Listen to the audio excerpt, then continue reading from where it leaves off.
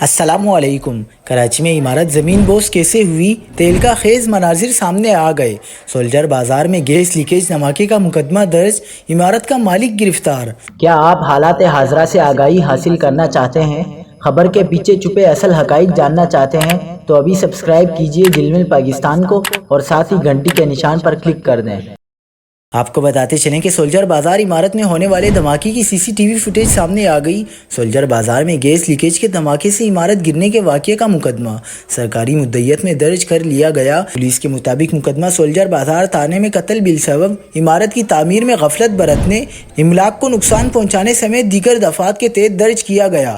عمارت کے مالک ارشاد کو پولیس نے گرفتار کر لیا ہے۔ ایف آئی آر کے مطابق غیر قانونی طور پر 40 گز پر گراؤنڈ پلس 3 عمارت قائم کی گئی تھی۔